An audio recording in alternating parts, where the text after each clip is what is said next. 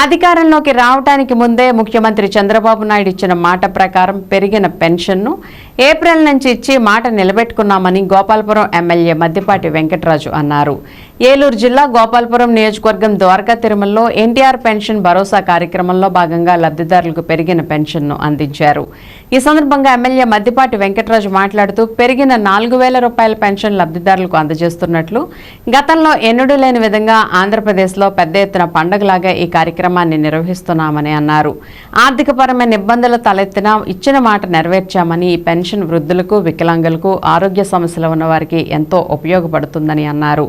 గోపాలపురం నియోజకవర్గంలో సుమారు 4,000 పైచీలకు పెన్షన్దారులు ఉన్నారని, ఈ రోజు 100% పెన్షన్ అందించడమే లక్ష్యంగా ప్రభుత్వ ఉద్యోగులు, టీడీపీ, జనసేన, బీజేపీ నాయకులు కృషి చేస్తున్నారని మద్దిపాటి వెంకటరాజు తెలిపారు.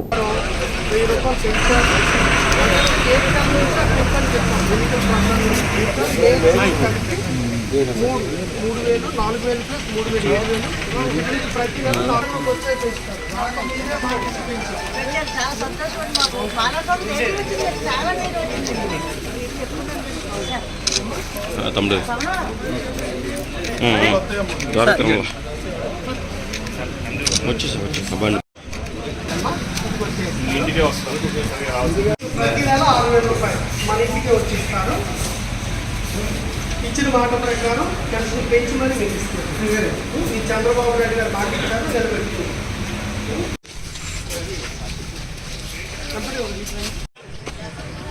ఇల్లు మేము ఇస్తాం, లోన్ ఇచ్చి కట్టిద్దాం. మరి కట్టేటప్పుడు ఎక్కడ అది ఒకటే కాకుండా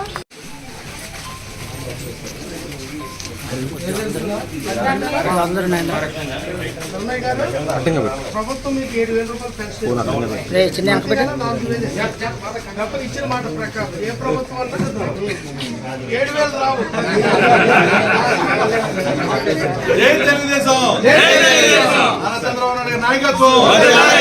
అందరికీ నమస్కారం. ఏదైతే ఇచ్చిన మాట నిలబెట్టుకున్న సందర్భం ఇది. శ్రీ నారా చంద్రబాబు నాయుడు గారు అధికారం రావడానికి ముందే ఆయన మాట ఇచ్చారు. పెన్షన్ల పెంపు ఏప్రిల్ నుంచి అమల్లో ఉంటుందని.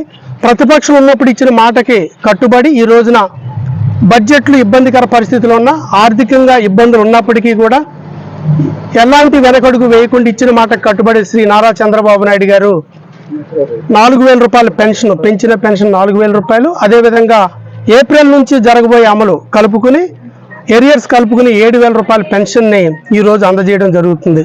అదేవిధంగా వికలాంగులకు కావచ్చు, బెడ్ రిడెన్ పేషెంట్లకు కావచ్చు, అందరికీ కూడా పెంచబడిన పెన్షన్ని అందిస్తూ వారి ఇంటికే వెళ్ళి వారికి పెన్షన్ అందించడం జరుగుతుంది. ఇది ఒక చరిత్ర.